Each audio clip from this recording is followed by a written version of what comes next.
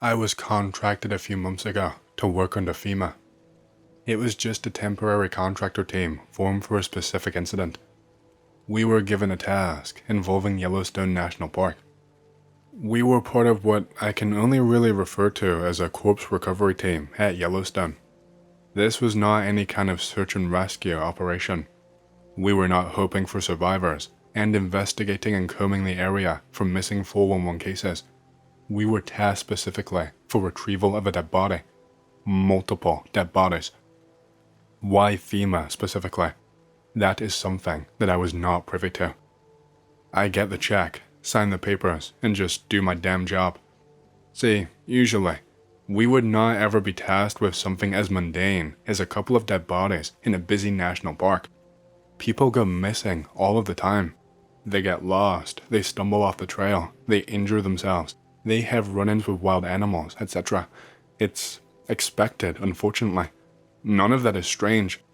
What is strange is the volume of reports we started to receive. What else is strange is how concentrated these reports were in a specific area of the national park. Reports from the public, reports from rangers. Fuck, I think one case even got published in a local school newspaper/online blog before we shut it down. Thankfully, what they reported was just mundane and did not have any specific details, but we solved that under the guise of respect for the deceased and the family members and not harming the ongoing investigation. But these reports were just something else. Seeing a corpse is one thing. It changes you. It alters your brain chemistry. It scars you for life and is not something you can ever unsay. But some of the gruesome and strange details these people were giving were just unbelievable. Some people thought it was some new weird art installation, but others recognized instantly that the bodies were real. We dismissed the first couple as pranksters or people being stoned up there, but we could not ignore it for very long. The briefing from the higher-ups was pretty short and to the point. They essentially theorized that something in the area must have been causing these disappearance rates to go up. Someone or something, but what, they could not be certain about. Our primary goal, of course, was to retrieve these bodies, but our secondary goal was to find out what was happening in the area, whether it be wildlife or the environment or people or something else. We headed out early morning a few months ago. We wanted to get there before any early bird hikers decided to have their fun. Light had not even fully engulfed the place yet. We had a customary talk with some of the rangers before we headed out. They told us mostly what we already knew, but we did get a bit of new information. Multiple hikers had apparently seen something following them while they were out there. They never could make it out, but it seemed to be a person or something that looked like a person. They said they also saw some rudimentary structures that looked to be for temporary shelter. We thanked them and headed for the trail they had pointed us to. From the minute that we took the trail, it was fucking strange. It was off the beaten path, and one that was only really used by very experienced hikers and such. That is what made the disappearances so strange. These were veterans with years of experience who had traveled far harsher places, just up and vanishing. And when multiple veteran hikers start reporting strange things, well, you would be a fool not to believe them. The path, I don't even know how to describe it. It seemed almost trapped in time, if that made sense. There was no wind there at all that I could feel. There was no birds chirping, no sounds of insects or animals moving around. The grass, when we walked on it, barely seemed to react. It was like our boots just did not leave imprints into it, like it was repairing itself or something. I even tried really hard to dig my heel in and leave a mark, but I got slapped and told to stop goofing off by my CO. The further we got along the path, the stranger things seemed to get. The forest and grass and trees went from untouched to a sea of carnage. There were trees toppled over. They looked ripped right out of the ground rather than being cut or snapped. Massive piles of grass that looked ripped from the roots. Giant piles of junk littering the trail. I caught sight of a few dead squirrels along the way too. I stopped and kneeled down to look at one. It looked like it had been popped like a balloon. Just like it was squeezed so hard that everything just popped out of it. Tiny organs hanging out of its stomach. eyeballs popped out and almost deflated. Streaks of dried and aged blood all around it. It made me feel sick. Each and every squirrel that we saw was like this. We got to the peak after around an hour and a half or so. This is where most of the activity and disappearances were reported. We were planning to set up a base camp at the spot and fan out. We were planning on noting down every single discrepancy, every odd thing, every dead animal. We just needed the maximum amount of information to determine what the fuck was going on out here, but we did not even get as far as setting up a tent or taking out a notepad, because we saw ahead of us an oak tree. It was giant, much wider and thicker than a lot of the other ones in the area. It had a slight opening at the bottom of it, but there was something inside of it. I don't mean inside of the hole, I mean inside of the tree. My CO immediately ordered us to take up a formation around the tree while he and another examined. The sounds I heard from them, they were just lost for words, shocked and disturbed. I managed to get a look at it once they had done. It was a human body, but the body was like fused into the tree. It looked like the tree had eaten the body. I don't know how to really explain without a picture. There were no injuries, no wounds or scars or cuts or anything like that, but it was just a head and a torso, sticking out partially. The eyes were closed. The person did not look to be in any distress when they died. The torso was not attached, like it was glued on. It wasn't like Chiron in Greek myth, where it's just a human torso stuck to a horse. There was bark and vines and other things like that connected to the torso. Parts of the body were tinted to the color of the bark and changed. We eventually got word back and were instructed to cut open the tree. We did not chop it down, just opened up a part of it to get a look. But there was no sign of the rest of the fucking body, not even a single fucking trace of it. There was nothing else inside of the tree. Just this weird fucking human taxidermy looking thing attached to this tree. We cut it out and bagged it. It unfortunately was not the only thing like that we found in the area. We found another man very similar, except fused to this giant rock. It was just a head. You could see the neck starting to change shades at the base to match the color of the rock. You could see bits of stone connected to it and starting to alter the face. Again, no cuts, no scratches, and no injuries. We had never seen anything like it. This one took a little longer to remove. We noted down every last detail. We took countless photos, which I obviously do not have to share with you, and reported back everything. Another we found in some denser forest around a mile out from our initial stop. This one was an exception to everything that we had seen so far, because his entire body was there and present. The body just wasn't all together. He was just inexplicably in half. His torso seemed to be fused to and growing out of the dirt in one direction, and his lower half was fused and growing out of another. It looked as if he had an incredibly long torso that grew into the ground and then back out again at a different angle. Of course, when we dug it up, there was no connection. The way the body was severed was not comprehensible. It was not achievable by any human means. Again, there were no cuts or slices or any injuries. The split between the upper and lower half was just all smooth. Just smooth skin where it should have been cut. After a few hours of searching out there, we could not find a single cause. Nothing at all so far had pointed to who or what had done this. We did eventually come across a small and shabby tent tucked away into some trees. It was definitely meant to be hidden. I immediately figured out it was probably the guy the rangers had mentioned, the one who had been tailing all of those hikers. I gave my CO a heads up and mentioned the incidents. I warned him he might have a weapon or might be involved.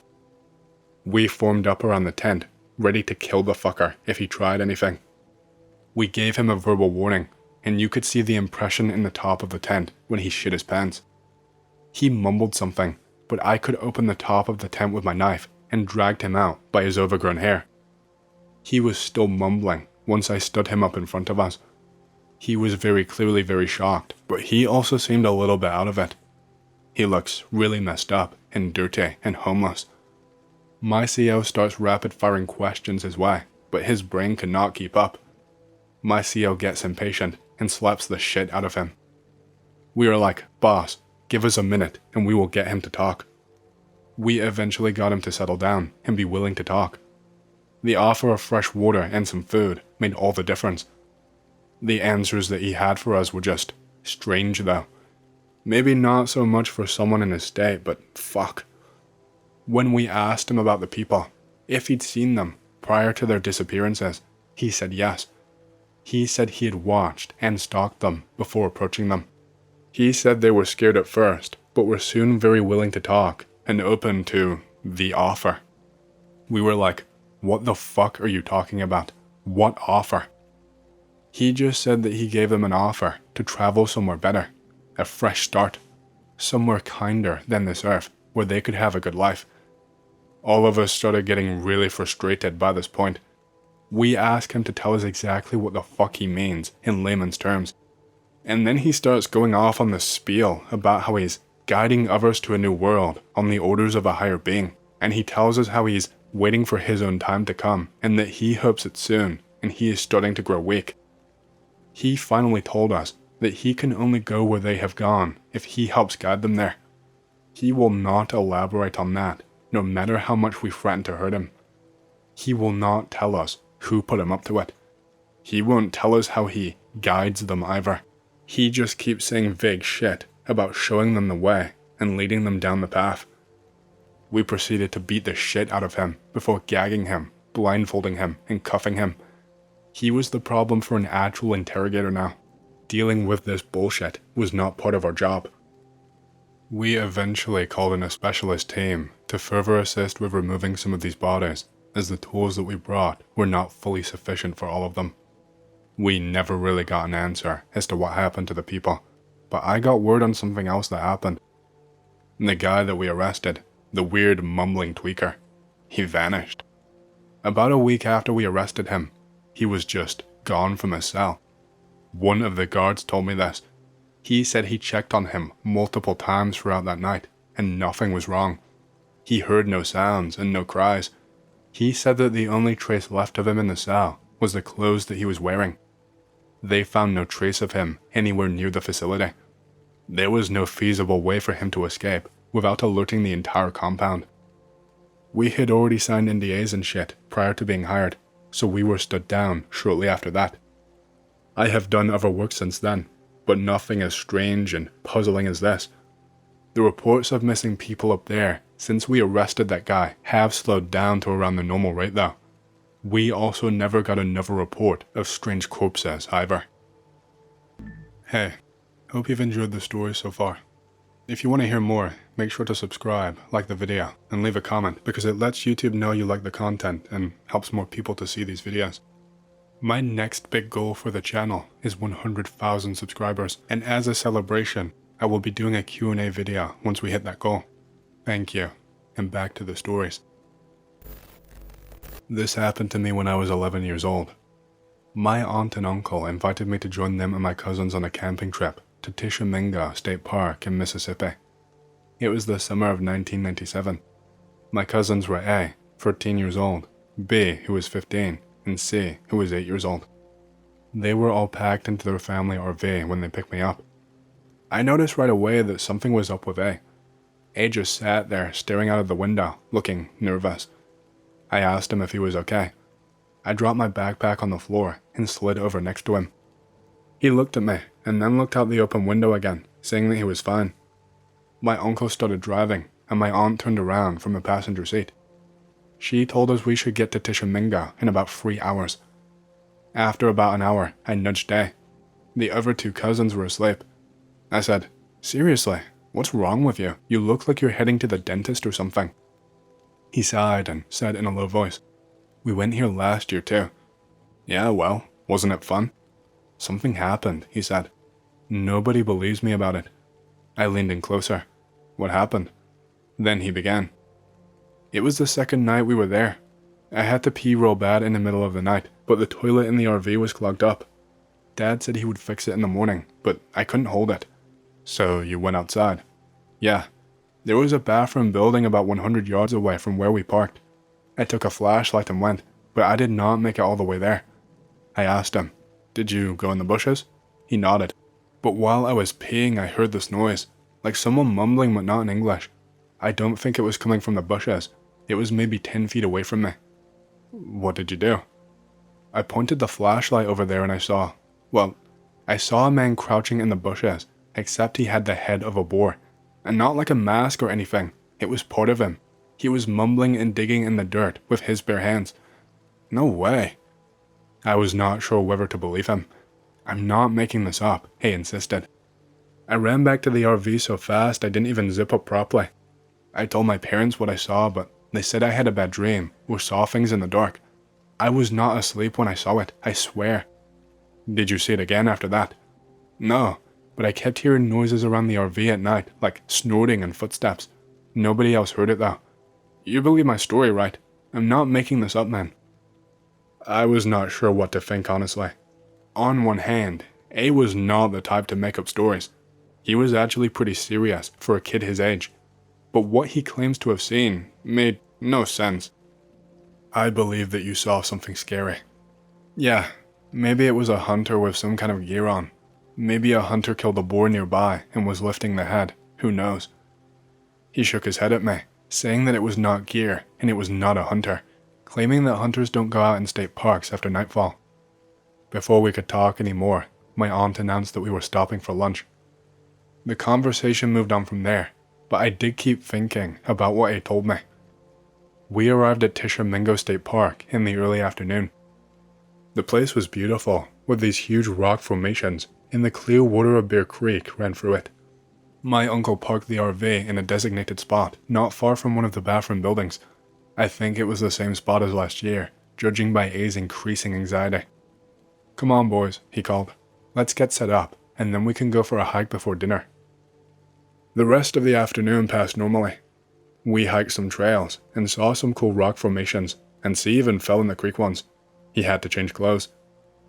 By the time we got back to the RV, my aunt had started cooking dinner on their portable grill. We sat around, eating hot dogs and chips. I noticed they kept looking toward the trees that bordered the campsite. The sun was starting to set. Then I tried to imagine what might be hiding in those woods, and I found myself getting a little nervous too. His story was starting to get to me, the darker that it got.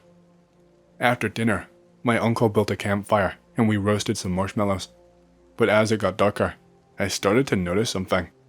At first, it was your typical normal sounds from the forest of a state park at night.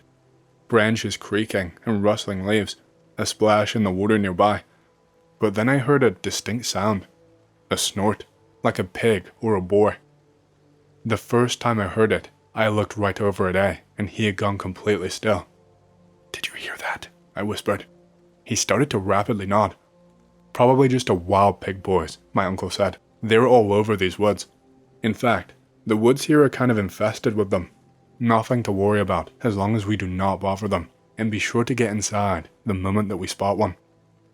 The sound came again. It did not sound like a normal wild pig. There was something off about it. Something almost trying to get to us. "I think we should all turn in," my aunt said, standing up and yawning. "It's getting late and we have a full day tomorrow." Nobody argued with that. Most of us were just tired of getting eaten alive by bugs, I'm sure. We put the fire out properly and headed into the RV. The sleeping arrangements put A and me in the back on the fold-out couch. B would be on the table to her bed. C was on the smaller couch and the adults in the bedroom area.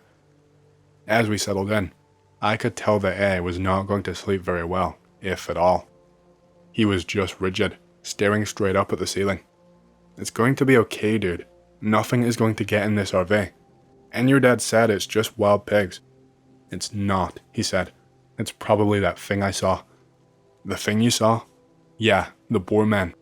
I did not know what to say. Part of me wanted to tell him he was being ridiculous, but another part of me was not so sure. Everyone else fell asleep quickly. I tried to sleep too, but between A's anxiety and my own growing unease, it was really difficult. The RV was silent, except for the soft sounds of people breathing. When I heard a snort, My eyes shot wide open. This time, it sounded like it was right outside the RV. In an instant, A's hand grabbed onto my arm, and his fingers dug into me so much that it hurt. "It's here," he breathed. "It's just a wild pig, A," I told him. But I think I was lying, mostly to myself. We lay there still and listened. There was a scraping sound against the side of the RV, like something dragging along it. Then silence again. After a while, I started to relax. Maybe whatever it was had gone away. Then there was a tap at the window, just above our heads. Slowly, terrified of what we might say, I turned to look at the window. A did the exact same thing. There was a face there through the glass, peering in at us. At first, in the dark, I could only make out the figure or outline of it, but as my eyes adjusted, I saw it quite clearly. It had the outline of a man's body, but the head was very much not human. It was longer, with a snout and tusks and small beady eyes that reflected the faint moonlight. It was watching us, and somehow, to me, I thought it was smiling. We both tried to hold our breath at first, but ever so slowly, that thing raised an arm. It was mostly human, but not exactly. It was quite stout and stubby, and it didn't have human fingers. It had what looked like fucking pig trotters at the end of its arms.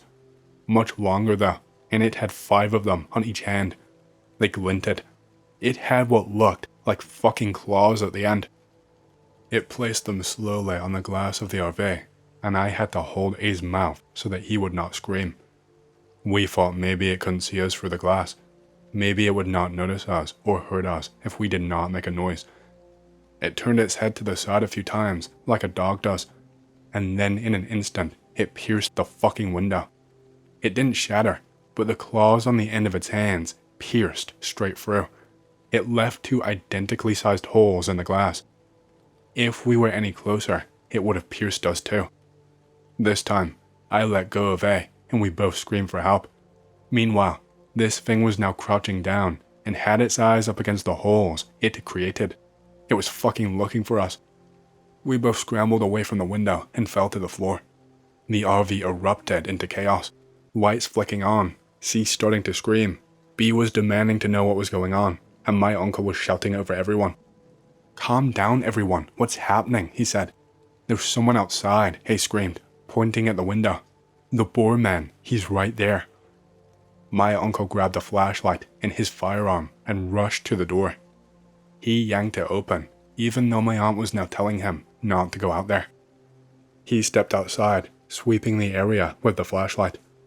There was silence for a minute, and then the loudest pig-like squeal we had ever heard, but it was lower. It sounded almost demonic.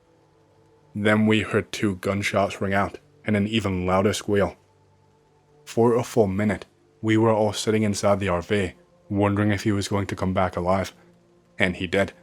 He told us all to pack immediately. He told us, no questions and no messing around, just do it now. We left without a single word. We could hear him and my aunt whispering to each other. They were trying to keep quiet, I'm guessing so they would not panic us. But my uncle got louder and more agitated, and my aunt got more panicked. On the drive home, A sat next to me. We were both so exhausted from not sleeping. "Do you believe me now?" he whispered. I said, "Yeah. What do you think it is or was?" He shrugged and said, "Dad says there is old stories about the Choctaw tribes that lived here, about shapeshifters or skinwalkers, but he says that those are just stories." I tried to ask my uncle what he saw, but he would not tell me. He just said it was nothing and that we just left out of precaution. I did not find out the full truth until I was around 18 years old. I got my uncle drunk and basically demanded he tell me now. This next part is from my uncle's perspective. I stepped outside with a flashlight and swept the perimeter of the RV. I saw a lot of prints leading up to the door. There were also prints circling and leading up to basically every window in the RV except the front windshield. He said that once he made a complete circle, he caught sight of something shifting a few feet away near a bush. I saw some ears peek out that did not look human. I shined the flashlight directly on it, and I saw the thing fully. He aimed his gun, but he was scared to shoot. It was not until the thing made a full sprint straight at him that he shot at the thing, center mass. But it did not stop after the first, so he had to fire a second one. That made the thing turn around and run away. When the thing was fleeing, he said it basically managed to run twice as fast as he first saw. He said it would have outrun any human alive. That still gives me shivers just thinking about it. I was hiking in the Olympic National Forest a few years ago, by myself with my 2 dogs. We were 4 days in, around 20 miles at least, as a crow flies, from even a known mountain road. I was camping at around 7,000 feet that night, or right where the tree line started thinning out. So, when we got to the campsite, a big open meadow on top of a secondary mountain, it was about an hour away from sunset. My big dog usually runs around within proximity of the camp as I put the tent up, / make dinner, etc. But I noticed this time was a little different. He kept staring up the steep tree-filled mountainside, tail straight up and barking. Not the bark he does when he sees marmots. Not the excited, "Oh, you motherfuckers are lucky, because I would rip you all apart if my master was not here," high-pitched barks, haha, but unsure, concerned barks. Now, the day before, I had found a note left under a rock at the last landmark, saying that there was a problem bear in the area that was harassing a party of campers a few days ago, and I myself had seen big cat tracks the day before, so I was rightfully concerned that this may be more than just ground squirrels. I decided to go climb some of the boulders at the foot of the hill while I took my time looking up the hillside for movement before I went to go hang my beer bag up there. There were only trees around to hang the bag. I did not see / hear anything, but my dog kept quietly whining like there was something up there. So, while still concerned, I started hiking up this steep hill to hang the bag. It was so steep, I had to use the trees to balance and lean against, so I did not go tumbling down before making another 5 to 6 step push to the next tree that I could lean against. Anyway, I am slowly making it up this hill / ridge, hopping from tree to tree to keep my balance. Then I get about 100 feet up the hill, and I hear a whole lot of big movement about 50 feet in front of me. My dog immediately goes from a deep low growl to a savage, slobber flying everywhere type barking now. My heart starts pounding out of my chest, and I start to panic. A million thoughts go racing through my head in the matter of seconds, because if this is a bear, my dog is going to try and save me, in which he will most likely die, and I am stuck here. If I have to get off of that hillside fast, I almost 100% am going to trip and fall off the 12 to 15 foot cliff onto the boulders below, like 100s of 5 to 20 feet boulders, so I am feeling pretty screwed about now. Then I hear my other little dog start barking and freaking out down at my campsite, which was just out of my sight. I had zipped her in my tent, so she did not wander off while I was away, so yeah, I am absolutely panicking at this point. A few seconds after, I kinda snap back to it, and I take another few seconds to start to put my survival priorities in order and call my dog back to me, Loki, by the way. He comes and sits against my feet as my back is against a tree, so I'm kinda pinned / stuck there for the moment, but my dog was seemingly trying to separate me from something up there, so I let him lean against me while I tried to collect myself. This is when I realized I had completely forgotten that I had my headlamp on. I reach up so fast to turn my lamp on, I basically punch myself in the face. I'm having some serious adrenaline dumps going right now, so much so that my knees are starting to shake. I get my lamp on and peer up the hillside. I figure I will at least get a reflection of the eyes of whatever is up there. I'm peering and peering, but nothing. But I had just heard something, we both did, and whatever it was, it did not get away, or sound like it had made it too far. I knew something was there, so I'm kinda just steadfast at this point. I need to know what is up there, because I have to sleep here tonight, and, I am out in the middle of nowhere alone. Better to face it than wait like a sitting duck all night is my thought process. So, yeah, as I am looking up this hill, and at one point, my dog lunges forward, unpinning me. He does a fake / bluff charge up the hill about 15 feet, and I mean, he is snarling and foaming at the mouth at this point. As he does this, I finally see movement. Something moving up and breaking the line of the horizon / sunset. My dog's bluff made whatever it was blow its cover, so I am zeroed in. I call my dog back and silently watch, and what I made out made my heart completely drop. There was a man crouched about 75 feet directly in front of me, wearing not camo clothes, but some raggedy shit with a hood that blended into the environment perfectly. Actually, almost like a makeshift ghillie suit, but with his face exposed. I could not see his eyes, and his face was covered in dirt or something, but I knew we were staring right at each other at that moment. So, I stare for what seems like minutes. No words. I felt like I was trying to subconsciously convey that I was going to stand my ground.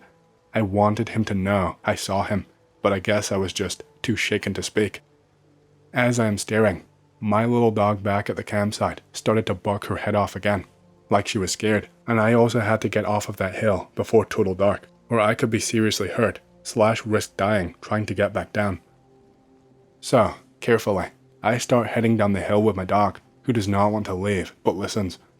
Periodically, I would stop with my back against a tree holding me up, and I look in that direction again, just to make it even more clear I saw him. And eventually, I made it down to the boulders at the bottom. By the time I finally jumped up and hit the boulders, my little dog had stopped barking. I could only see the top of my tent from the bottom of the boulders. I thought she was barking just to bark.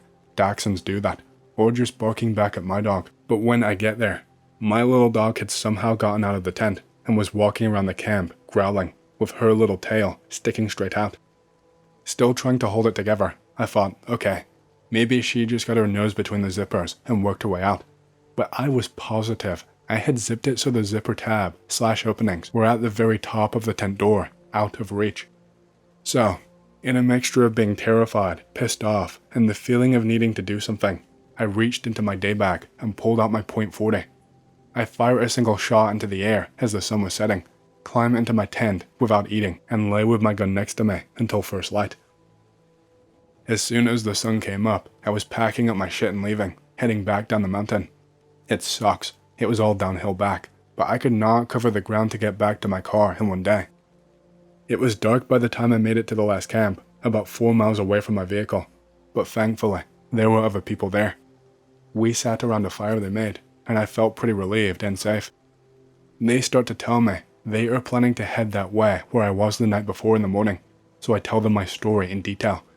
Needless to say, we were both walking back to our cars in the morning.